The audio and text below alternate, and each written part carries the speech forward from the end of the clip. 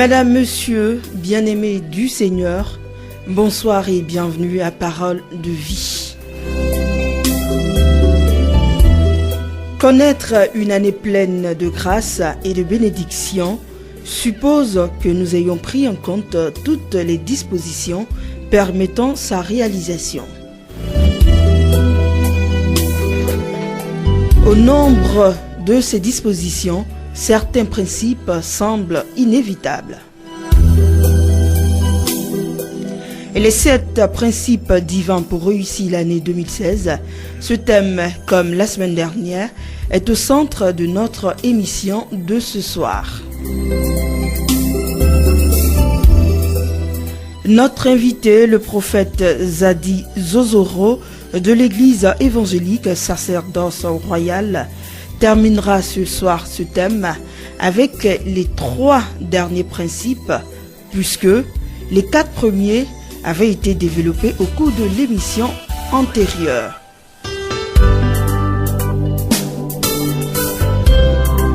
Parole de vie, vous le savez, c'est en 2 parties. La première partie est consacrée à l'enseignement de la parole et la seconde à un échange entre vous, auditeurs, fidèles de Radio Yopougon, et notre invité. On ne cessera de le dire, Parole de vie a lieu tous les mercredis de 22h à minuit sur la chaîne de toutes les générations Radio Yopougon. Et pour participer à cette émission, vous avez ces différents numéros: le 23 45 43 85 pour les appels et le 57 22 46 63 pour les messages. L'équipe qui assure l'émission Parole de vie est composée de Jessie Beibrogil, Guillaume Diba, Gertrude de Sechi, le tout supervisé par Paul Bénédicte Bolou. Notre thème de ce soir, je le rappelle, est les 7 principes divins pour réussir l'année 2016. Et la semaine dernière, nous avons eu à parler de 4 principes. Aujourd'hui, il sera question des 3 derniers principes. L'invité, le prophète Zadi Zozoro, est avec nous. Bonsoir, prophète. Bonsoir. Vous le savez, vous étiez avec nous la semaine dernière et aujourd'hui encore vous êtes là. Nous allons terminer ce thème, mais avant d'entamer notre émission, nous allons consacrer ces 2 heures de mission à Dieu au travers de la prière que vous allez nous faire tout à l'heure. Ok, donc prions. Seigneur, tu es Dieu, tu es le roi des rois. Nous voulons te confier, Père, cette émission. Que ton esprit prenne le contrôle. Que tout ce qui n'est pas de toi soit assujetti au nom de Jésus-Christ. Que tous ceux qui vont écouter cette émission aujourd'hui, Papa, que si dans leur vie, il y avait des blocages, que ces blocages prennent fin au nom de Jésus-Christ. Je prophétise que la grâce de Dieu s'attache à toute personne qui écoute ce message. Que la maladie disparaisse, que les liens tombent et que la vie de Dieu, la puissance divine, soit le partage des auditeurs au nom puissant de Christ de Nazareth. Amen. Amen. Prophète Zadi Zozoro, je l'ai dit la semaine dernière, nous avons parlé de 4 principes sur les 7. Est-ce qu'on pourrait revenir sur ces différents principes avant d'entamer les 3 derniers, puisqu'on sait qu'aujourd'hui, nous allons terminer avec les 3 derniers principes. Ok, pas de souci. Notre thème, c'est les 7 principes divins pour réussir l'année 2016. En fait, nous voulons parler de comment une personne peut réussir son année. Et au-delà de l'année qu'elle doit réussir, c'est réussir sa vie. Et donc nous avons dit que ces principes sont divisés en 2 parties. Oui. 4 premiers principes qui parlent de l'action humaine, physique, et les 3 derniers qui parlent de l'action spirituelle. Oui. On avait dit tantôt que des personnes, malgré le rêve qu'elles ont, malgré la vision que Dieu leur communique, peuvent ne pas entrer dans la totalité de la pensée de Dieu pour elles. On a pris comme exemple le cas de Josué. Nous savons que Josué, Dieu l'a envoyé pour succéder à Moïse. La mission de Moïse était de faire sortir Israël d'Égypte, celle de Josué est de faire posséder Canaan à Israël. Josué a eu l'onction, il a eu la vision, les capacités lui étaient accordées pour réussir la mission que Dieu lui a confiée. Oui. Mais nous lisons un passage troublant dans Josué chapitre 13, le verset 1. Dieu dit Josué, tu es avancé en âge et le territoire qui reste à conquérir est trop grand. Oui. Comment comprendre que Josué, qui a reçu l'onction de Dieu, la puissance de Dieu, la vision, Dieu peut lui dire, tu es avancé en âge. Et donc, la mission est trop grande. Tu ne peux pas la terminer. Oui. Ça veut dire que la vision ne se suffit pas. Oui. L'onction ne se suffit pas. Quand on va voir la vie de Josué, on va constater que Josué a perdu 40 années dans le désert à attendre que tout le peuple qui est sorti de l'Égypte et qui avait péché meure. Donc ces 40 ans, lui, ont été préjudiciables. Donc alors, comment une personne qui a une vision, qui a l'onction de Dieu, qui a les ressources, peut réussir sa vie? Et le mercredi dernier, nous avons parlé de 4 principes. Le premier principe, c'est d'abord de découvrir la vision. Quels sont les objectifs de Dieu pour toi en 2016? À quoi nous sommes destinés. Voilà. Découvrir quel est ton but pour la vie, premièrement, et découvrir le but de Dieu pour l'année 2016, particulièrement. Oui. Parce que pour chaque année, il y a un objectif que Dieu veut que tu atteignes. Oui. Jésus dit, à chaque jour, suffit sa peine. Donc, quelle est la peine de l'année 2016? Tel était le premier point. Oui. Le deuxième, c'est faire un bilan. Pourquoi? Parce que il est important de pouvoir analyser les actions que nous avons posées. Parce que la réussite est la répétition d'une bonne action. Et l'échec est la conséquence de la répétition d'une mauvaise action. Donc ma position actuelle est le fruit des actes que j'ai posés hier. Il est important alors d'analyser comment j'ai géré mon temps, mes ressources financières, j'ai géré mes relations et mes talents. Donc faire un bilan, c'était le deuxième point. Oui. Le troisième point, c'est après avoir eu la vision, établir un bilan, faire une planification. Planification, oui. Parce que si vous n'avez pas de plan, vous n'arrivez nulle part. Le fait d'être conduit par l'Esprit de Dieu n'est pas contraire au fait de faire un plan. Vous allez voir par exemple une personne comme Joseph. La Bible dit Joseph a découvert que sa femme était enceinte, alors qu'il n'était pas allé vers elle. Et la Bible dit, il réfléchissait comment se séparer d'elle secrètement. Et pendant qu'il réfléchissait, alors l'ange lui apparaît dans un songe pour lui dire, Joseph, ne crains pas de prendre Marie ta femme, car l'enfant qu'elle a vient de l'esprit. Donc, la réponse divine a été donnée à Joseph parce que Joseph réfléchissait. S'il ne réfléchissait pas comment résoudre le problème, il n'aurait jamais eu cette révélation divine. Donc souvent, Dieu nous répond parce que nous faisons un plan. C'était le troisième point. Et le quatrième point, c'était le fait de passer à l'action. Parce qu'on peut avoir un plan, une vision bien planifiée, avoir fait un bilan, mais si on ne travaille pas, on n'arrivera à rien. Parce que la Bible déclare, le précieux trésor d'un homme, c'est son activité. Donc c'était les 4 points que nous avons étudiés la semaine dernière. Et tous ces 4 points étaient de l'ordre physique, de l'ordre humain, voilà. N'est-ce pas? Aujourd'hui, on va parler du côté divin. Oui. Et dans ce côté divin, nous avons essentiellement 3 points. 3 points. Nous allons voir aujourd'hui 3 points du côté divin. Voilà. D'accord. Et donc, chers auditeurs de Parole de Vie, je reprends avec les différents numéros. Vous pourrez participer à cette émission en faisant le 23 45 43 425 pour les appels et le 57 22 46 63 57 22 46 63 pour les messages. Prophète Zadi Zozoro, vous avez la parole pour votre enseignement. Ok, merci beaucoup. Donc, on voulait d'abord revenir sur un fait qui est un principe, c'est que dans la vie, pour réussir dans la vie, il faut un équilibre. Il faut un équilibre entre l'action humaine et l'action spirituelle. Et nous avons pris la semaine dernière un passage qui était dans Genèse 2, verset 6, qui dit que quand Dieu a créé le ciel et la terre, il n'y avait pas d'arbre sur la terre, pour 2 raisons. La première raison, c'est que Dieu n'avait pas fait tomber la pluie, et de 2, il n'y avait pas d'homme pour arroser la terre, pour planter au moins, il n'y avait pas d'homme pour planter des arbres. Donc la réussite d'un plan sur la terre était le fait que d'une part, un homme plante des arbres, d'autre part, que Dieu fasse tomber la pluie. Cet aspect est important. L'action humaine et l'action divine. L'action naturelle et l'action spirituelle. C'est deux aspects importants.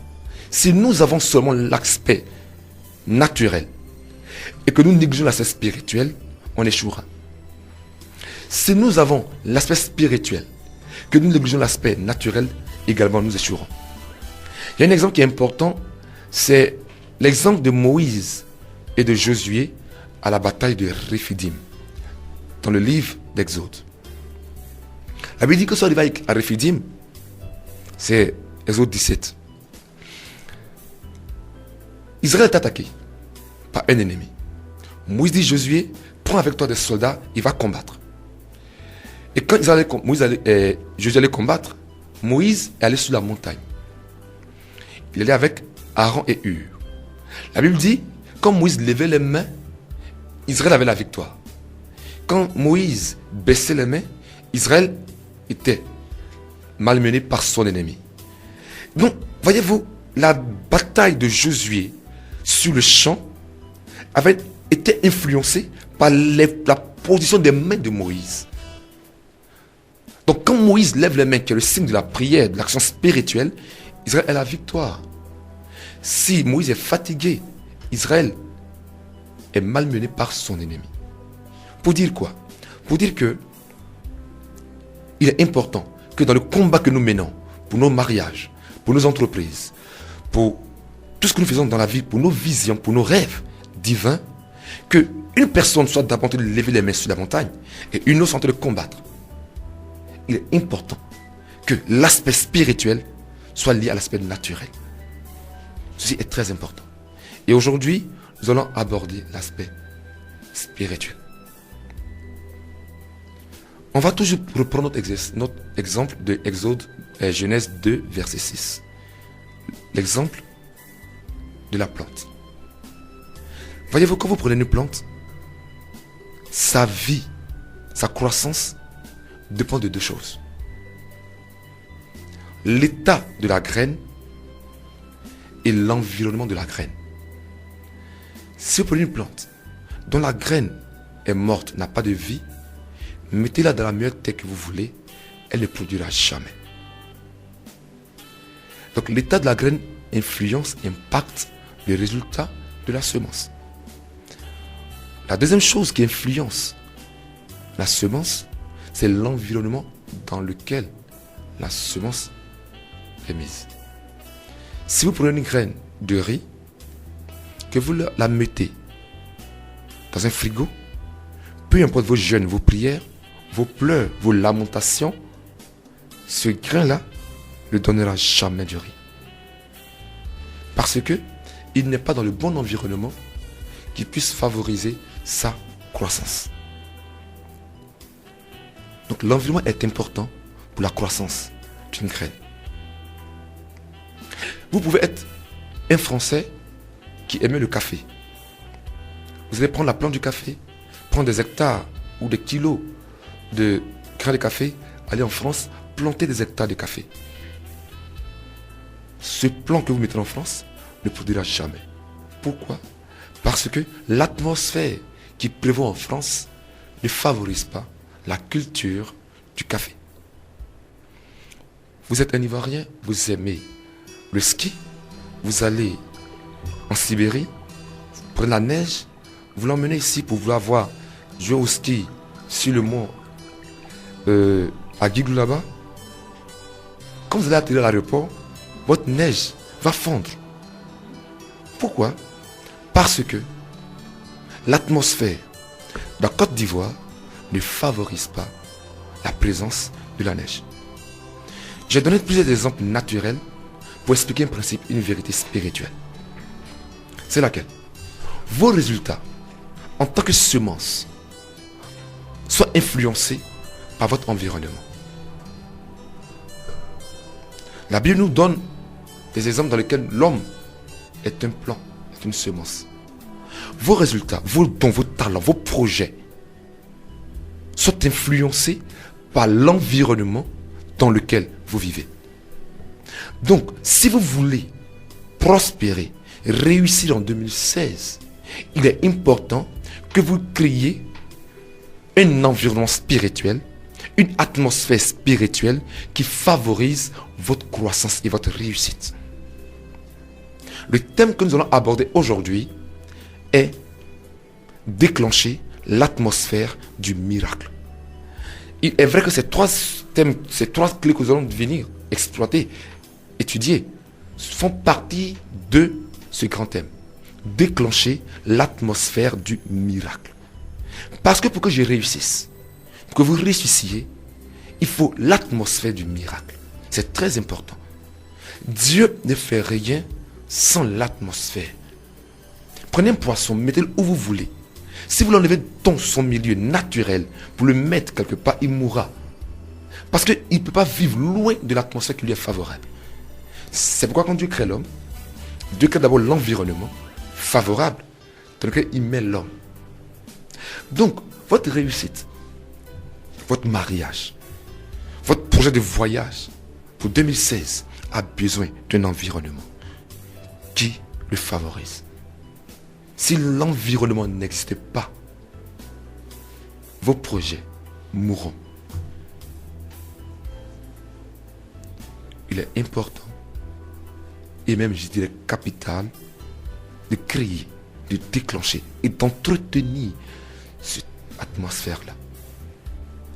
Et donc en 3 points, nous verrons comment déclencher l'atmosphère du miracle. Le premier point, c'est déclencher le mouvement de l'esprit. La première clé, déclencher le mouvement de l'esprit. Vous allez constater dans la parole de Dieu que l'Éternel des armées, il travaille toujours avec le mouvement de l'esprit. Quand je prends la parole de Dieu, en Genèse chapitre 1, verset 1, il est écrit: au commencement, Dieu créa le ciel et la terre. La terre était informe et vide, et il y a des ténèbres à la surface de l'abîme. Et l'esprit des eaux se mouvait au-dessus des eaux. Donc la Bible dit, la terre est informe et vide. C'est un chaos, un tohu-bohu, comme on le dit en hébreu. Un tohu-bohu, c'est-à-dire qu'un environnement chaotique où il n'y a rien qui soit plaisant, qui soit agréable. Tout est mal mauvais. Et nous voyons après, Dieu dit que la lumière soit. Mais regardez, entre l'étape où Dieu constate qu'il y a une tohu-bohu, il y a des ténèbres, il y a l'informité, il y a le vide et la création, il y a une phrase qui est donnée. La Bible dit, et l'Esprit de Dieu se mouvait à la surface des eaux. La parole de Dieu a été précédée par le mouvement de l'Esprit. Dieu a parlé après le mouvement de l'Esprit. On prend encore l'exemple de Jésus. Jésus-Christ va aux eaux de baptême, se fait baptiser. La Bible dit, Jean l'a vu. Quand Jésus a commencé à prier, le ciel s'est ouvert et Jean a vu l'Esprit de Dieu descendre comme une colombe, se poser sur lui. Et après que l'Esprit soit descendu, une voix se fit entendre pour dire, celui-ci est mon fils bien-aimé. La voix a toujours été précédée par le mouvement de l'Esprit. Un autre exemple encore. Élie va rencontrer Dieu. La Bible dit, il y a eu d'abord un vent. Après le vent, il y a eu un tremblement de terre. Après que la terre ait tremblé, il y a eu un feu. Après le feu, il y a eu un doux murmure. C'est là que Dieu a parlé. Le mouvement de Dieu précède toujours l'action de Dieu. Lorsque Dieu veut agir dans votre vie, il est important que dans votre vie, vous déclenchiez le mouvement de l'Esprit. Il faut que le Saint-Esprit se meuve dans votre vie. La piscine de Bethesda, si cette piscine ne boue pas, si elle ne bouge pas, ne remue pas, si quelqu'un tombe à l'intérieur, il va se mouiller qu'à d'eau. Il ne sera jamais guéri. Pour qu'il guérisse, il faut d'abord que l'eau soit remué par la présence de l'ange dans cette eau-là. Donc le miracle est précédé toujours par le mouvement de l'esprit. Donc une personne qui veut que ses projets en 2016 réussissent doit crier le mouvement de l'esprit. Il faut que le Saint-Esprit dans sa vie se meuve. Il faut que Dieu, par son esprit, agisse dans sa vie. C'est très, très, très important. C'est la première clé. Maintenant, comment alors déclencher le mouvement de l'esprit? La clé pour déclencher l'action de l'esprit dans ta vie, c'est la prière. La Bible dit, quand Jésus était dans l'eau, il a prié, le ciel s'est ouvert et le Saint-Esprit est descendu. À la Pentecôte, les disciples ont prié et Dieu a fait descendre cet esprit. Quand Jésus est allé dans le désert, il a jeûné, il a prié et la Bible dit qu'il était revêtu de la puissance du Saint-Esprit. Donc lui qui veut réussir ses projets divins pour 2016, il est obligé d'avoir une vie de jeûne et de prière. C'est très important. Il ne s'agit pas des prières de 5-10 minutes. Seigneur, bénis le plat. Amen. Il ne s'agit pas des prières. Seigneur, je suis fatigué. Garde ma journée. Bonne nuit. Amen. Ce n'est pas ça. Je parle d'une vie de prière. D'une vie sérieuse de prière. C'est très important. C'est très, très, très important. Une vie sérieuse de prière. Il y a une expression que j'aime beaucoup. C'est que l'église avance à genoux. Une église qui ne prie pas est une église qui ne vaincra pas. Un chrétien qui ne prie pas est un chrétien qui n'avancera pas. On ne peut pas faire fi de la prière. C'est pas possible. Nous devons prier. Vous devez prier. Et la prière a au moins 2 ou 3 points importants dont nous allons parler. Pourquoi prier? Premièrement, la prière est le moyen par lequel Dieu nous donne de faire venir son règne sur la terre. La prière est le moyen que Dieu te donne de faire venir son règne sur la terre. En Matthieu 6, verset 10, Jésus nous apprend à prier. Qu'est-ce que Jésus dit? Il dit, voici comment vous devez prier. Notre Père qui es aux cieux, que ton nom soit sanctifié, que ton règne vienne. Donc, le règne de Dieu vient dans ta vie par la prière. Il dit que ton règne vienne.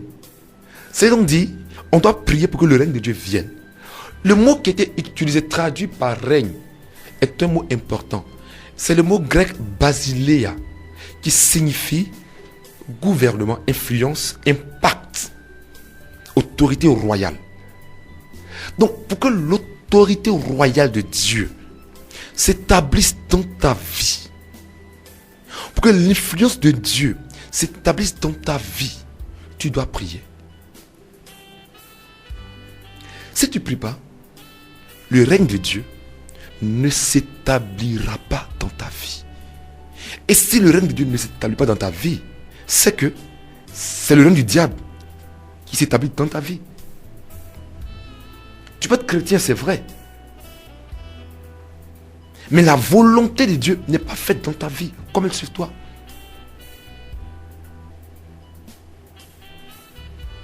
Il faut prier. Parce que quand tu pries, Dieu peut maintenant régner dans ta vie. Regardez. Jésus-Christ en Luc 11, verset 20,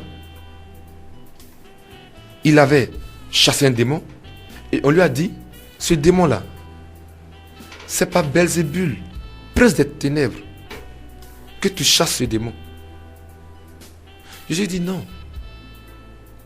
C'est pas par Belzébul que je le chasse. Parce que Satan ne peut pas chasser Satan. Mais si c'est par le doigt de Dieu, si c'est par l'Esprit de Dieu que je chasse le démon, alors le règne de Dieu est venu parmi vous. Donc Jésus veut dire une chose simple, c'est que le règne de Dieu, c'est l'action du Saint-Esprit qui chasse le diable en un lieu. C'est l'action du Saint-Esprit qui détruit les œuvres de Satan dans un lieu, dans un environnement. Donc quand je parle du règne de Dieu, je parle de l'action du Saint-Esprit qui brise les blocages qui s'opposent à ton mariage, les blocages qui s'opposent à ton voyage, les blocages qui s'opposent à ton entreprise, les blocages qui s'opposent à ta destinée. Quand tu pries, le Saint-Esprit de Dieu vient briser tout ce qui est un obstacle à ton avancée. Il est important que tu pries pour que le règne de Dieu soit manifesté dans ta vie. Regardez, les hommes ont compris une chose simple. Ils ont compris que leur qualité de vie dépend du roi qui est établi sur eux. C'est pourquoi on va aux élections. Et quand on va aux élections, les gens disent, vote pour mon candidat. Si tel passe, voici, on aura telle chose. On va prospérer, on va avoir du travail. Pourquoi? Parce que la qualité de vie d'un pays est influencée par le roi qui domine sur ce pays. Et donc, la qualité de vie que tu vas avoir est influencée par le roi qui domine sur toi. Certes, Dieu est le roi des rois. Mais sur la terre, son règne se manifeste par la prière. Si nous ne prions pas, la volonté du diable se manifestera sur nos vies.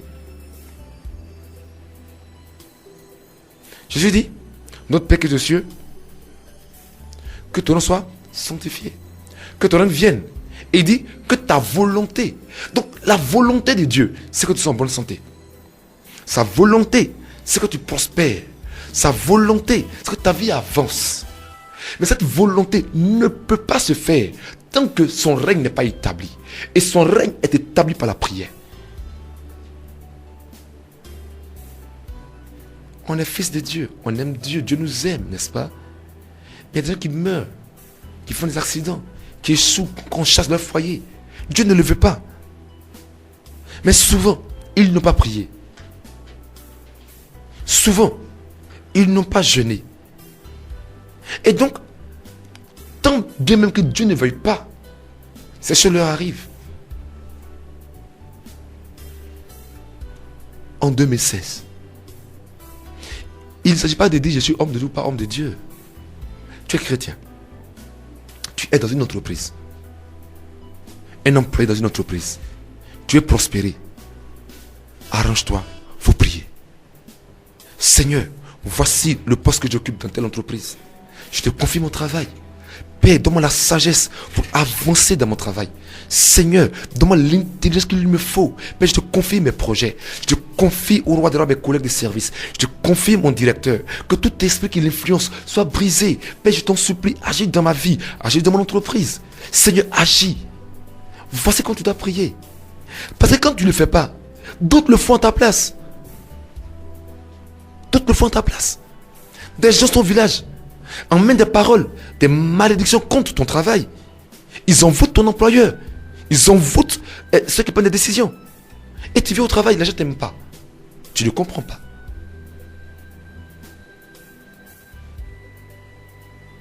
Tu dois prier. C'est une nécessité. Et ce que je vais dire, ça va peut-être choquer certaines personnes. Mais une parole que je n'aime pas. Parce qu'elle n'est pas biblique. Et elle n'est pas de Dieu même en fait. Chanter, c'est prier 2 fois. Mais Satan n'aime pas la prière. Donc il va nous donner des paroles qui sont diaboliques, apparemment bonnes, vraies. Chanter, c'est prier 2 fois pour quelle raison? Chanter est bon. La Bible dit là que Dieu siège dans la louange et dans l'adoration de son peuple. C'est vrai. Chantons, c'est bon. Mais la Bible dit prier sans cesse. Il n'a pas dit chanter sans cesse. Il faut que on lise la Bible telle qu'elle est.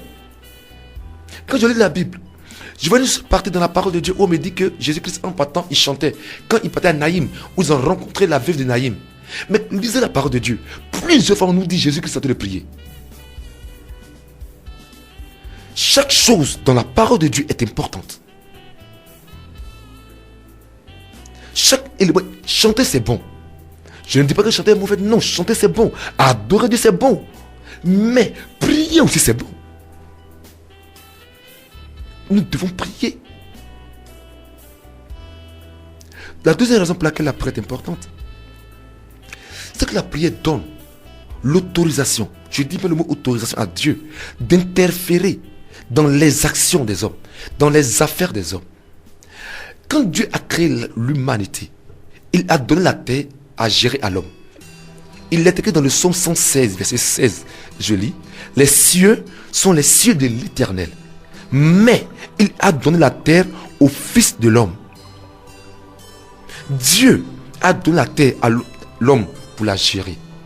Donc lorsque une personne veut que Dieu agisse dans sa vie, cette personne doit prier pour que Dieu intervienne. C'est important.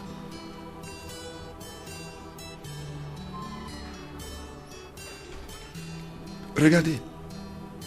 Ce que je viens de dire, ça peut choquer plus d'un. Mais c'est un principe biblique. Et je vais donner des exemples pour l'expliquer.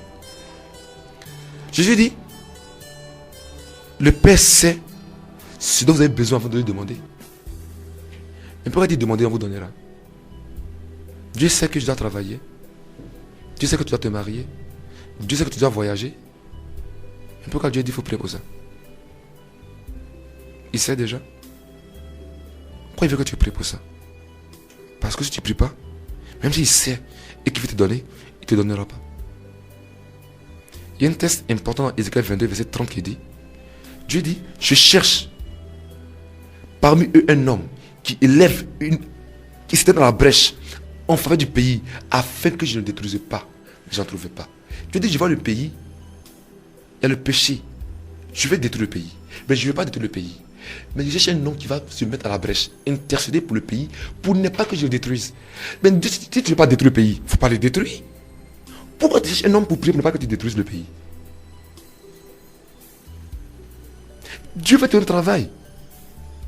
Il veut te le donner. Sa volonté que tu travailles. Tu es âgé, tu ne travailles pas depuis. Dieu veut que tu travailles. C'est sa volonté parfaite. Mais il ne peut pas agir tant qu'une personne n'a pas prié pour ça. Nous devons prier. C'est la première clé. Et j'insiste cette clé parce qu'elle est très importante. La première clé, nous devons prier. Quand nous prions, Dieu intervient dans notre vie. La prière est comme un aéroport, une piste d'atterrissage qui permet la descente de l'avion. Quand nous prions, nous donnons à Dieu la possibilité d'intervenir dans notre vie et d'agir. L'action de Dieu dans ta vie est proportionnelle à ton niveau de prière. Regardez, les églises qui prient, les chrétiens qui prient, voient plus de gloire de Dieu dans leur vie. Dieu dit, il va donner cet esprit à Pierre, à Paul, à Jean, à Jacques, au 120. Il va donner cet esprit. Mais pourquoi il dit prier pour ça? Il va donner. Mais s'il ne prie pas, ils n'auront pas cet esprit. Donc, tu as tes projets de 2016. Mets les genoux à terre, parle à Dieu. Seigneur, tu m'as dit qu'en 2016, je dois faire ceci. C'est la volonté de Dieu qui te révèle par des songes, par des prophéties, par des visions. C'est sa volonté qu'il te révèle. Tu m'as dit que je vais voyager. Je me suis vu en songe, je me suis marié. Ta volonté, c'est que je me marie. Maintenant, tes genoux à terre. Seigneur, voici, je vais te voir. Accomplis à mon égard ta volonté. Père, ouvre le ciel afin que ma vie avance. Ouvre le ciel afin que je prospère à tous égards. Ouvre le ciel afin que, Père, cette entreprise que tu m'as dit de lancer, elle puisse prospérer. Nous devons prier. Nous devons prier. Nous devons prier. La prière est un travail. Ce n'est pas quelque chose qu'on fait quand on a le temps. La prière n'est pas quelque chose que tu fais quand tu n'es pas fatigué. La prière, c'est quelque chose que tu dois faire. Même si tu es fatigué, même quand tu n'as pas le temps, tu dois prier. Ta vie en dépend. Regardez Jésus. Il est venu guérir les malades, n'est-ce pas? Sauver les vies. Mais il y a du monde et puis il se cache pour aller prier. Les gars sont malades. Va les guérir. Ils sont malades. Va prier pour eux. Pourquoi te caches pour aller prier? Mais Jésus sait que la source du miracle, c'est la prière. Et la source est plus importante que la ressource. C'est pourquoi il se sépare des gens pour aller dans les déserts, pour aller prier. C'est Jésus-Christ qui est Dieu. Sur la terre à prier, nous aussi, nous devons prier. Nous aussi, nous devons prier.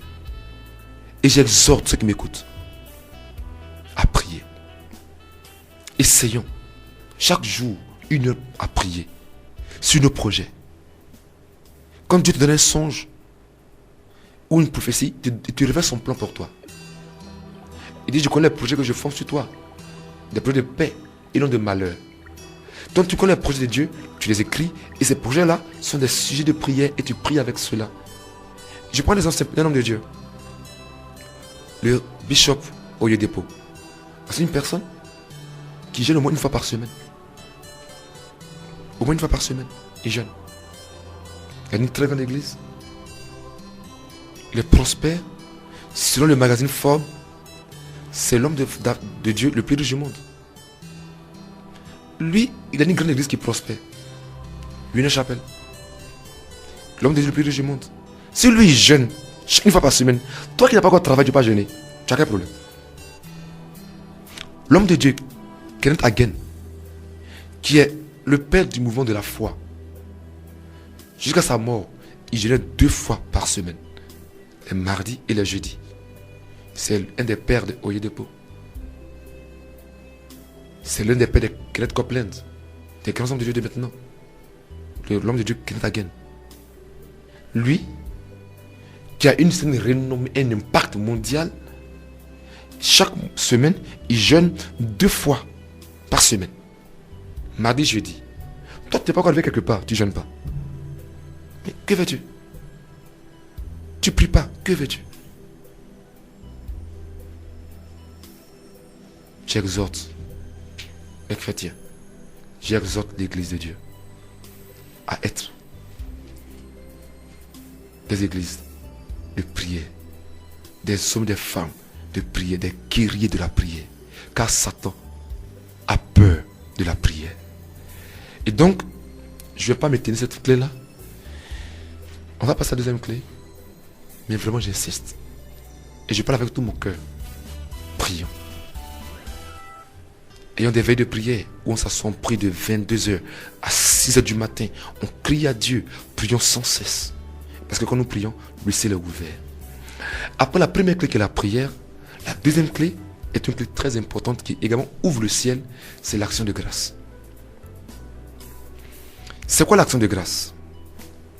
L'action de grâce, c'est l'expression de ta gratitude vis-à-vis de Dieu. Soit oralement ou par des offrandes. L'action de grâce est une seconde clé qui favorise l'atmosphère du miracle. L'action de grâce déclenche le miracle dans ta vie. C'est la reconnaissance vis-à-vis de Dieu.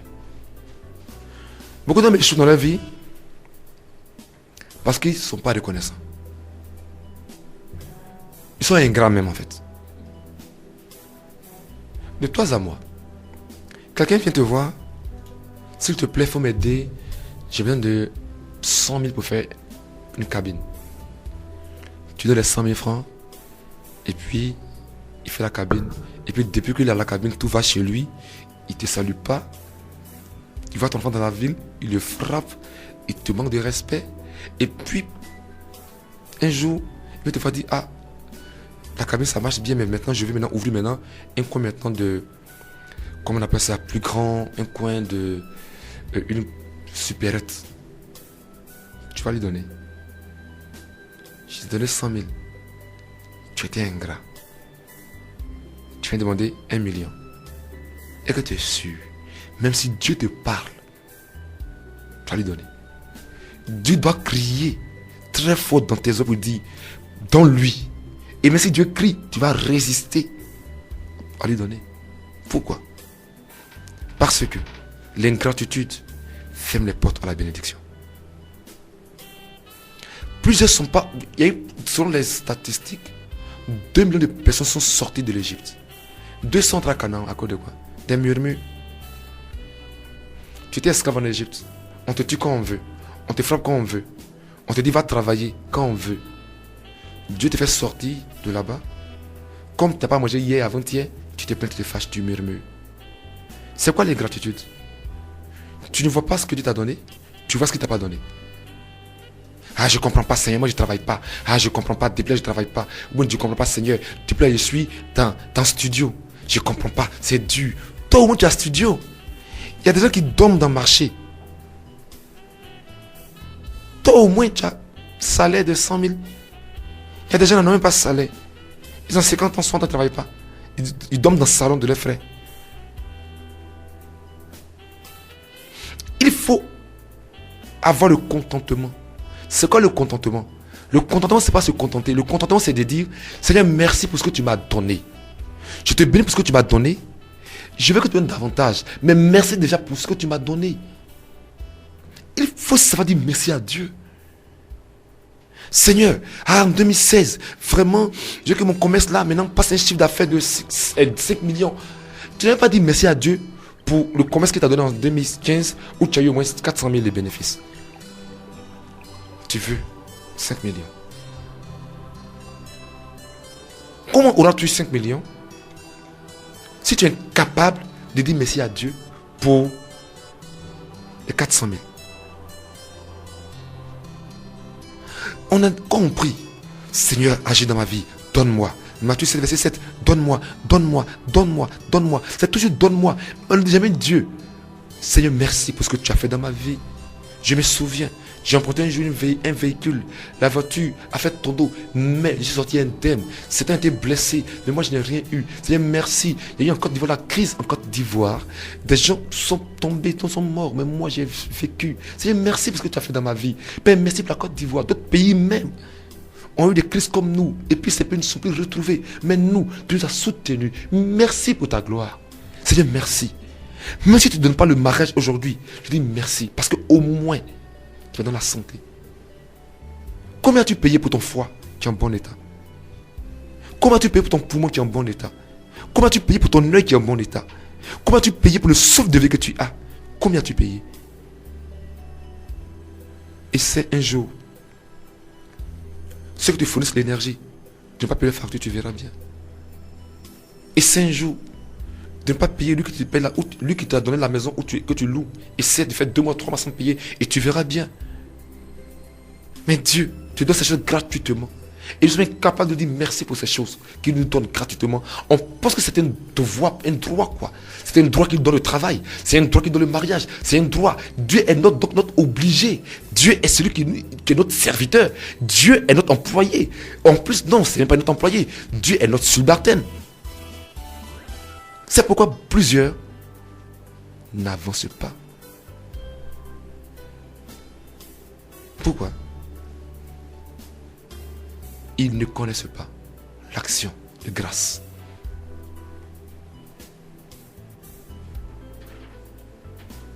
L'action de grâce est importante. Voyez-vous, l'action de grâce est une clé très importante parce que elle précède ou elle déclenche dans ta vie l'action du miracle de Dieu. Ce que les gars ne savent pas, c'est que quand une personne a une vie, c'est un style d'action de grâce, elle vit constamment dans le miracle. Je vous prends des exemples dans la parole de Dieu. Regardez Jésus. Il est en train de prêcher dans le désert. Il y a 3000 personnes qui sont avec lui, qui ont faim. Il dit qu'est-ce qu'il y a? On dit non, il y a du pain, il y a 3 pains, 2 poissons. Il prend le pain et la première chose qu'il fait, il rend grâce. à Dieu. Jésus rendant grâce à Dieu, Dieu multiplie le pain. Jésus se lève en Jean chapitre 11. On dit, ton ami Lazare est mort. Jésus va, il voit Lazare qui est dans le tombeau. On dit, ça fait 4 jours qu'il est dans le tombeau. La première chose que Jésus fait, il dit pas, Lazare sort de ce tombeau. Il dit pas, Dieu ressuscite Lazare. La Bible dit, Jésus levant les yeux, il a rendu grâce à Dieu. Il dit, je te bénir parce que tu m'exauces toujours. Il n'a pas coûté à demander à Dieu, oh Dieu, fais le miracle. Il dit non, merci. Parce que hier, tu m'as exaucé. Quand j'étais avec la fille de Jairus, elle était morte, tu m'as exaucé. Quand j'ai vu encore l'enfant de la veuve de Naïm, qu'on a mené à l'enterrement, je suis arrivé, j'ai touché le cercueil, il s'est réveillé, tu m'as exaucé. Je te dis merci, parce que quand j'étais encore avec Pierre, j'ai marché sur l'eau, tu m'as exaucé. Je te bénis parce que tu m'exauces toujours. Et donc le fait que Jésus a commencé à dire à Dieu, tu m'exauces toujours, Dieu a déclenché le miracle de Lazare. Dans ta vie, il y a des miracles qui ne sont pas déclenchés parce que tu ne sais pas rendre grâce à Dieu. David, il se lève, donne la nourriture à ses frères. On lui dit, mon ami, là où tu es venu, c'est un point très dangereux. Il y a une personne qui fait au moins 3,5 mètres de haut. Il s'appelle Goliath. C'est un tueur. Il est dans les parages. Il cherche en Israël quelqu'un qui va tuer. Le leader d'Israël, le champion d'Israël qui va tuer. David dit, je vais aller combattre contre Goliath. Saül lui donne son armure. Il dit, Saül, je ne peux pas avancer avec ton armure. S'il te plaît, je vais prendre ma fronde. Et je vais prendre des pierres et j'irai. On dit, David, tu es un enfant. Tu n'as que 17 ans. Lui là, c'est un homme aguerri à la guerre depuis sa tendre enfance. C'est un tueur. David dit, l'Éternel qui m'a secouru du lion et de l'ours va me secourir contre cet homme-là. David est en train de rendre grâce à Dieu qui a défendu David contre l'ours et le lion. Devant une situation difficile dans ta vie, commence à rendre grâce à Dieu pour ce qu'il a déjà fait. Tu amènes Dieu à agir davantage dans ta vie. Paul et Silas en prison, on les a fouettés et on veut les tuer. Dans la prison, ils ne pleurent pas.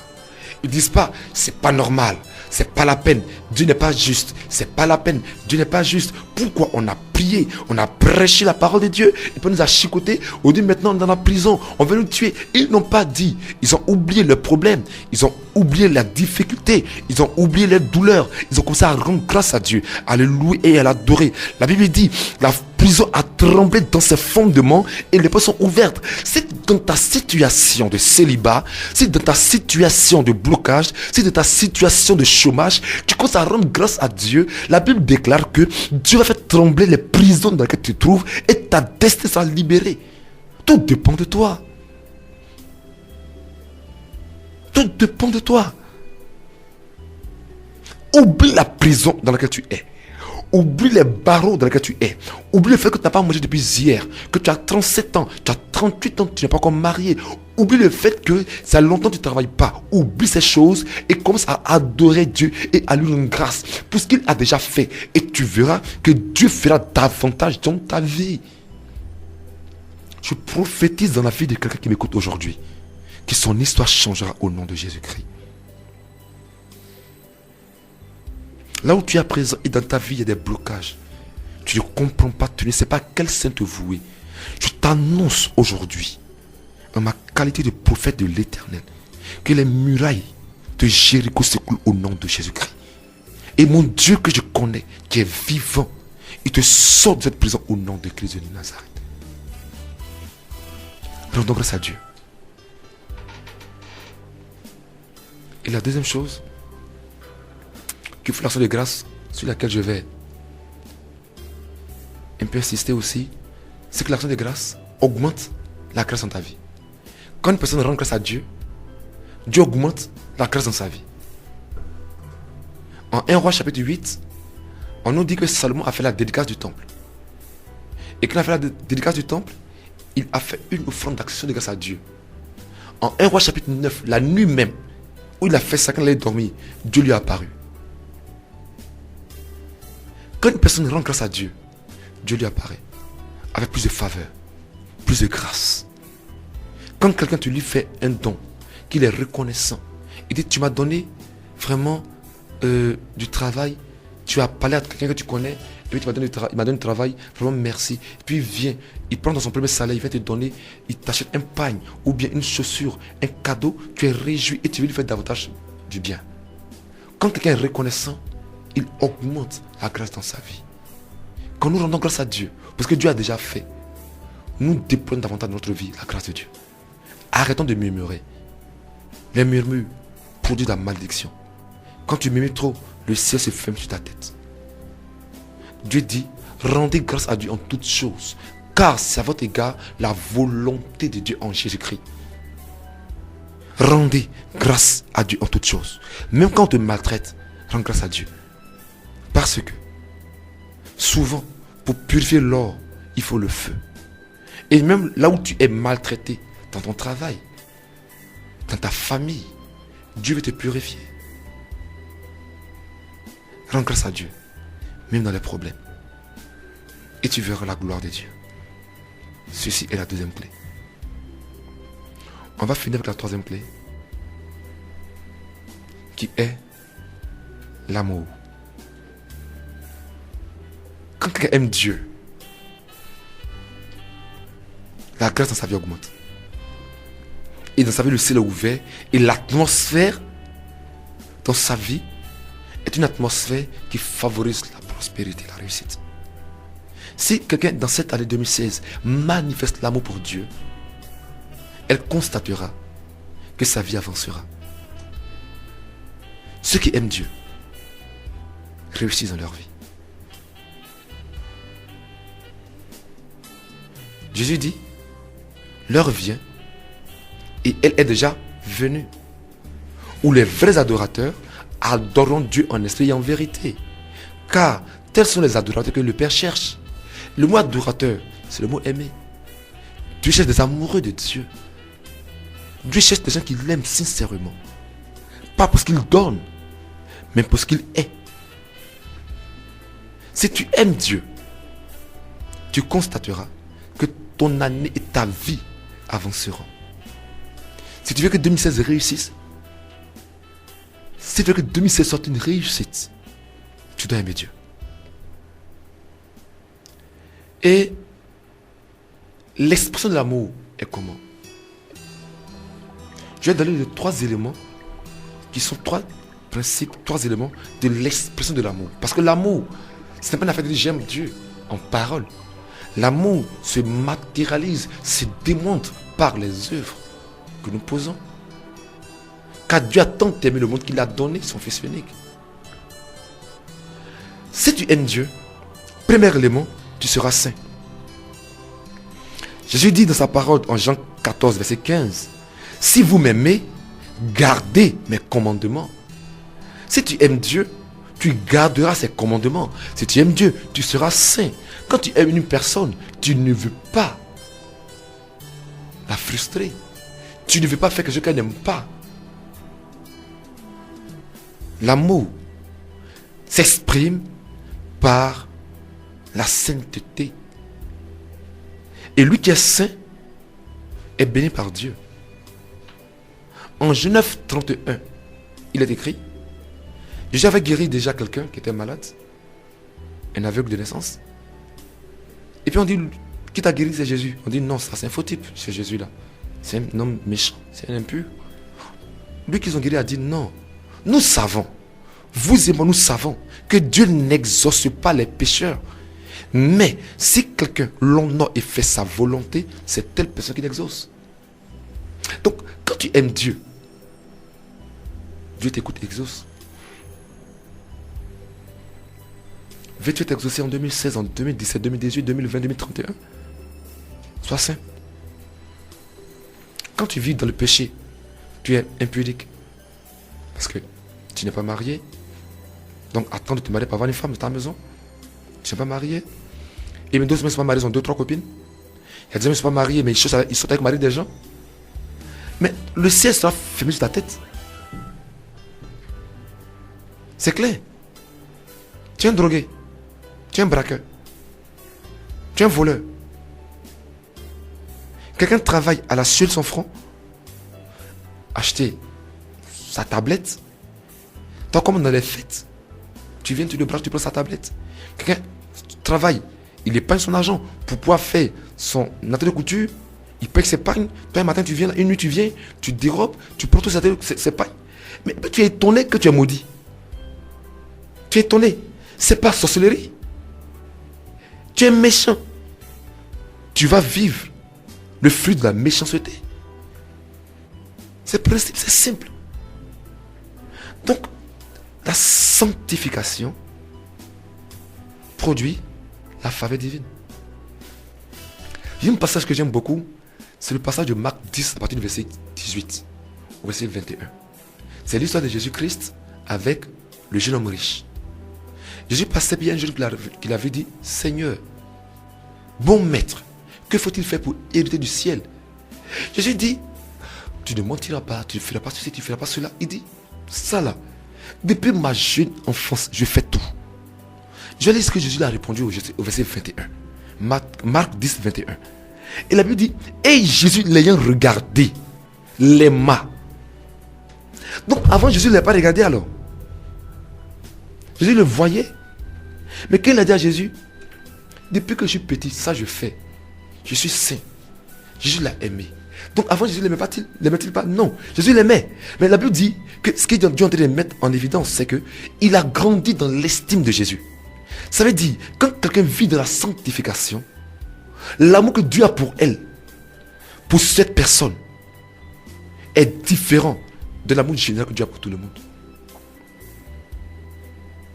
Et quand tu aimes quelqu'un, tu veux lui faire plaisir.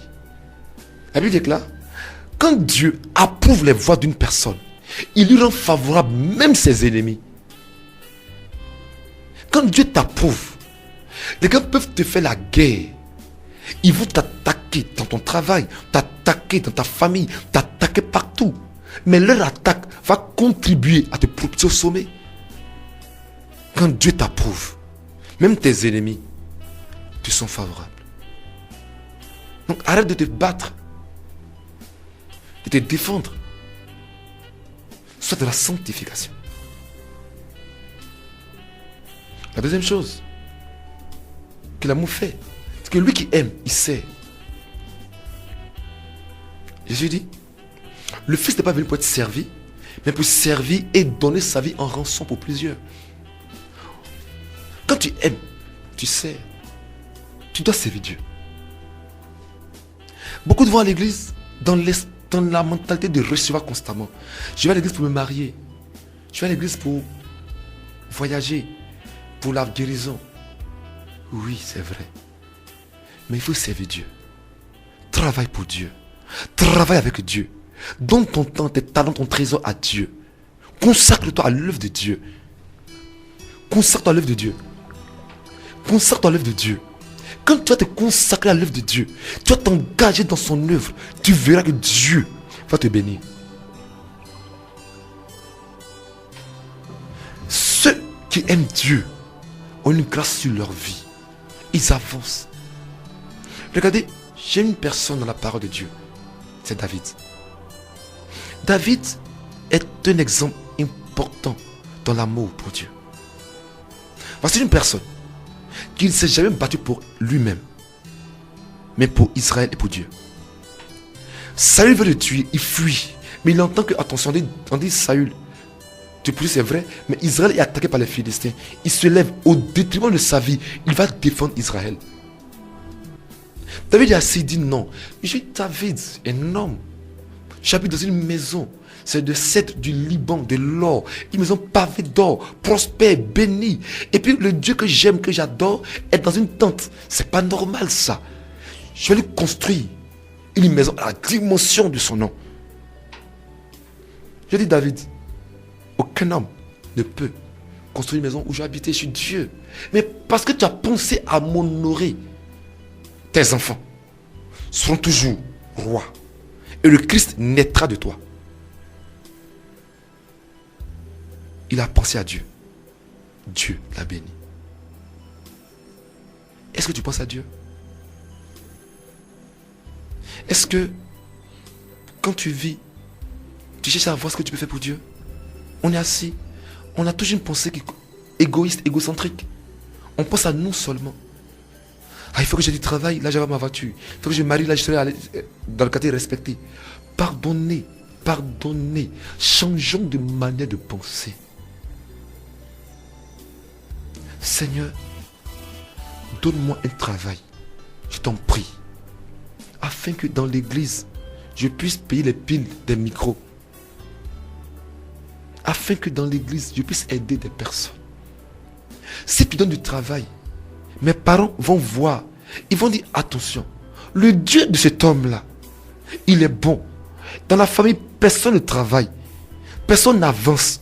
Tout le monde est divorcé, tout le monde est célibataire, tout le monde habite donc, au bloc célibataire, tout le monde vit dans la pauvreté. Mais lui, depuis qu'il va à l'église, qu'il a accepté Jésus-Christ, sa vie avance. Voici, en moins de 2 ans, il travaille, il est marié, il est prospère. Ils vont te demander quel est ton secret. Tu as dit, mon secret, c'est Jésus. Donc, Seigneur, bénis-moi, afin que ma vie soit un témoignage de ta gloire. Si tu pries comme ça, Dieu t'exaucera. Tu dois servir Dieu. Ton argent doit servir Dieu. Tes talents doivent servir Dieu. Ton temps doit servir Dieu. Il y a des gens. Vous avez un petit travail net, c'est fini. Je n'ai plus de temps pour servir Dieu. Ah bon? Ça, c'est pas grave. Il y a des gens à l'église, on les voit. Elles chantent bien. Une chante impactante. Une grande chante. Elle priait jeune. Oh mon Dieu, mon roi, je vais me marier. Seigneur, agis dans ma vie, je vais me marier. Mais qu'elle se marie? Ah, mon mari dit vraiment, il ne veut pas trop que je sorte maintenant. Je n'ai pas le temps, j'ai préparé pour mon mari. Et quitte le groupe musical. Ah bon? Et puis tu es étonné après que ton foyer a des problèmes. On se sert de Dieu, on ne sert pas. On se sert de Dieu pour avoir du travail. On se sert de Dieu pour avoir du mariage. On se sert de Dieu pour voyager et puis après c'est fini. Non. Tous ceux qui servent Dieu, tous ceux qui servent Dieu, qui travaillent de tout leur cœur pour la gloire de Dieu, ces personnes sont bénies. Dieu ne peut pas t'abandonner. Dieu ne peut pas te délaisser quand tu l'aimes et quand tu le sers. Soyons des serviteurs de Dieu. Dans l'église, arrêtons de chauffer les bancs. On vient à l'église, on écoute la parole de Dieu, on fait notre dîme, notre offrande, on fait le culte, on va à la maison. Mais ta dîme, ton offrande, tu as fait quoi d'extraordinaire? Tout le monde paye dîme, tout le monde paye offrande. Tu as fait quoi d'extraordinaire? Tu sais chanter, tu fais quoi ton don? Tu sais décorer, tu fais quoi ton don? Tu sais balayer, tu fais quoi ton don? Tu fais quoi? Et le Seigneur est faible sur la vie des gens. Parce que les dons que Dieu leur a communiqués, il ne faut rien avec. Dieu attend que le don porte du fruit. Et quand nous servons Dieu, Dieu nous bénit. Nous devons servir Dieu. Et le troisième élément, par lequel je vais terminer, au niveau de l'amour, c'est que l'amour s'exprime par les dons. Car Dieu a tant aimé le monde qu'il a donné. Il n'y a pas d'amour sans don. Et nous-mêmes, dans la vie courante, quand tu aimes une personne, on va les hommes. Quand ils aiment une femme, ils font des cadeaux. L'expression de l'amour se fait par les dons. Il est écrit en Proverbe 18, verset 16, les présents. D'autres versions disent les dons d'un homme lui élargissent la voie et lui donnent accès auprès des grands. La voie de l'artiste est resserrée. La voie pour réussir par le sommet, elle est petite, c'est un chemin étroit. Mais Dieu dit, ce chemin est étroit. Pour l'agrandir, fais des dons. Quand tu fais des présents, des dons, tu élargis ta voix et tu réussis. On ne sait pas donner. On est égoïste et on est étonné qu'on n'avance pas. Si tu veux réussir, il faut faire des dons. Des dons à ceux qui sont autour de toi qui n'ont pas. Nous sommes aujourd'hui en décembre. Nous sommes aujourd'hui le 40e, le 9 décembre. On va arriver dans quelques jours là, 25 décembre. Tu as un bon salaire. Même si tu as un petit salaire, mais ce n'est pas grave. Ta voisine, en face de toi, son mari n'est pas, ou son mari vit, mais il n'a pas d'argent. Son enfant n'a aucun habit, aucun cadeau. Et toi, tu as de l'argent. Tu paies les cadeaux de tes enfants, et puis tu viens encore devant eux pour te moquer d'eux. Ça te coûte quoi de prendre 3000 francs d'aller à côté, d'aller à Djamé, pour aller acheter un petit jeu pour l'enfant et pour donner à son père, pour dire donne à ton enfant. Ça te coûte quoi? La Bible dit, lui qui donne aux pauvres, prête à l'Éternel, qui lui rendra selon son œuvre. Lui qui donne aux pauvres, prête à Dieu, et que Dieu te doit. On va aller dans les fêtes, 1er janvier. Devant toi, ton voisin, tu sais qu'il n'a pas l'argent. D'ailleurs, même chez lui, il n'y a pas courant. Ils ont coupé le courant, il n'y a pas l'argent. Tu as payé poulet, 5 poulets, tu manges, tu fais la fête, tu es content, tu continues à manger poulet. Tu te glorifies. Ça te coûte quoi de prendre 2500 donne mon voisin? Tiens, ne dis pas à ta femme que je t'a donné. Faut payer pour les enfants. Ça te coûte quoi? Ça te coûte quoi? Ça te coûte quoi? On prie, on jeûne, on prie. Et puis on n'est pas exaucé. Pourquoi? Parce que Dieu veut aider les gens.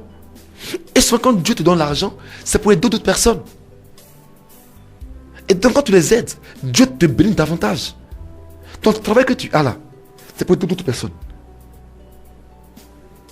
Dieu te donne une maison, une grande maison avec plusieurs pièces, alors que tu as 3 seulement.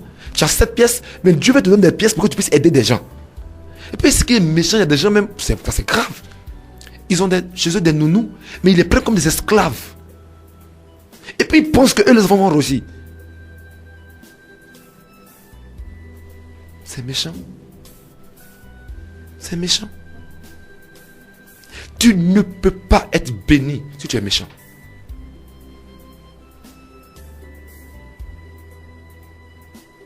On prie. Mais nos offrandes ont aussi une voix. Nos offrandes ont aussi une voix au même titre que nos prières.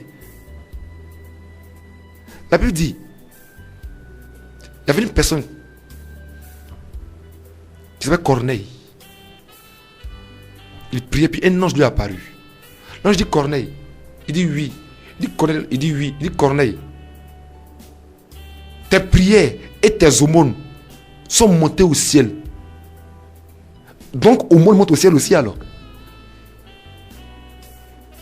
C'est pas seulement prière qui monte au ciel. Hein? Nos aumônes, nos dons aux pauvres, aux pauvres, aux orphelins, à la veuve, monte au ciel, parle en notre faveur. Quand Dieu a dit Ézéchiel, tu vas mourir, il a dit Dieu, pardon, souviens-toi de ce que j'ai fait. Dieu dit, bon, tu ne mourras pas, je te donne encore 15 ans de plus. Quand je parle de la veuve, je ne parle pas de la femme qui a perdu son mari seulement, non. Prenez une femme qui est multimilliardaire, qui a perdu son mari, est-ce que c'est elle est veuve? Elle est veuve, c'est vrai, mais spirituellement, c'est pas ce que Dieu veut dire. Dieu est en train de dire qu'il parle de la personne qui n'a pas un père. Peut-être une personne qui peut la produire, une personne qui peut prendre soin d'elle. Un orphelin. Tu prends quelqu'un qui est multimilliardaire dont le père est décédé. C'est vrai, l'orphelin, c'est vrai. Physiquement, mais spirituellement, Dieu ne parle pas de lui. Il y a des gens, leur père vit, mais leur père est incapable de leur payer une école. L'enfant, il est intelligent, il ne va pas à l'école. Ou il va à l'école, il n'a pas de cahier. Il n'a rien. Ça te coûte quoi de payer des cahiers pour lui? Tiens, donne à ton fils. Ça te coûte quoi de mettre l'enfant en la cour du soir? Ça te coûte quoi? Jésus a dit au jeune homme riche, en Marc 10, vends tes biens dans le pauvre et tu vas t'amasser un trésor dans le ciel. Il y a un trésor qu'on s'amasse dans le ciel. Ce trésor-là nous est transféré quand on a des challenges financiers. Tu es chrétien. Aucune offrande à l'église.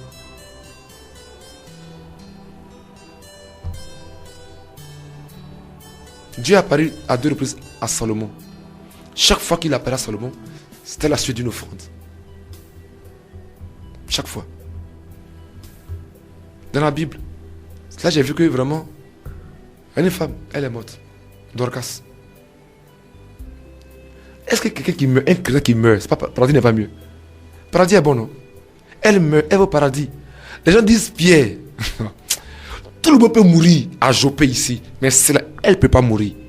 Emmenez un cortège rapide, allez prendre Pierre qui vienne. Pierre dit à quoi? On dit il n'y a rien, viens. Pierre est arrivé, on dit Pierre. La femme elle est morte, il faut prier pour elle. Pierre dit non quand même. Quand il meurt, il va au paradis. On dit Pierre attends. Regarde les habits qui sont là. C'est ce qu'il a fait. Si elle n'est plus là, on va pas avoir bien. Pierre dit jamais, elle ne peut pas mourir. Elle doit ressusciter. Ton travail peut être ressuscité si tu es une personne qui fait des offrandes à Dieu. Ton mariage peut être ressuscité. Tu es une personne qui aide tes contemporains. Ta destinée peut être ressuscitée. Tu es une personne qui est utile aux autres. Arrête de vivre en autarcie, en vase clos. Tu penses à toi, à ton mari, à tes enfants, c'est fini. Non, tu n'es pas né seul pour tes enfants. Si Paul voulait penser à lui seul, il n'allait jamais écrit Romains, Corinthiens, Galates. Et on n'aurait pas ces livres, on ne serait pas ici en ce moment précis. On doit aimer les autres. On doit aimer Dieu. Et notre amour déclenche l'atmosphère du miracle dans notre vie.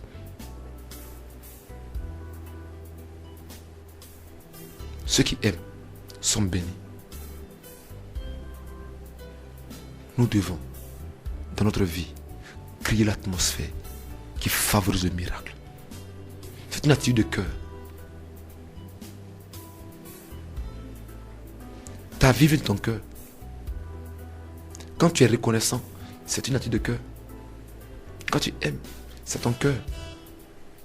Quand ton cœur est bon, ta vie devient facile. Mais quand ton cœur est méchant et gris, tu es jaloux, ta vie va aller de mal en pis. Donc voici, parce qu'il faut laisser aux gens le temps de poser des questions, les 3 principes en fait, qui favorisent la réussite. Les principes spirituels qui déclenchent l'action divine dans ta vie. Si tu appliques ces principes, que tu es une personne qui prie et qui jeûne, tu es une personne qui est reconnaissante, et tu es une personne qui aime Dieu et ton prochain, la rosée du ciel ne manquera jamais dans ta vie. Et tu constateras que là où d'autres sont dans le désert, en train de souffrir, toi, tu avanceras. Ma prière, c'est que ce message d'aujourd'hui conduise une personne à aimer Dieu davantage. Ma prière, c'est que tu puisses, à partir d'aujourd'hui, prendre une décision. Il ne s'agit pas de dire le message était bon. Non. Mon but est de t'emmener à prendre une décision. De vivre pour Jésus de Nazareth. De arrêter de penser à toi. Dieu pensera à toi. Mais toi, pense aux autres. Vis pour Dieu. Sois reconnaissant. Ne regarde pas le peu que tu n'as pas encore reçu. Regarde ce que Dieu a déjà fait dans ta vie. Et sois une personne qui prie. Et qui prie constamment. Car l'Église avance à genoux. Que Dieu vous bénisse. Amen. Radio Yopougon. Radio Yopougon. La chaîne des générations. Je veux dédier les paroles de ce cantique à toutes ces personnes qui ont perdu l'espoir. En toi, il y a un champion. Éveille le champion qui dort en moi. Saint-Esprit, Esprit de Dieu. Éveille le champion qui dort en moi. Saint-Esprit, de Dieu. Éveille le champignon qui dort en moi. Saint-Esprit, paraclet. Saint-Esprit, paraclet. Éveille le champignon qui dort en moi. Dans la vie d'un homme, il peut y avoir des hauts et des bas. Mais comme ton sauveur sur ce chemin de la croix, relève-toi lorsque tu tombes. Quand Dieu est la source de tes ressources, il te fera voir sa gloire. Il te fera briller de mille feux. Il est le Dieu d'Israël. Éveille le champignon qui dort en moi. Saint-Esprit, Esprit de Dieu. Éveille le champignon qui dort en moi. Saint-Esprit, Esprit de Dieu. Éveille le champignon qui dort en moi. Saint-Esprit, paraclet. Saint-Esprit, paraclet. Éveille le champignon qui dort en moi.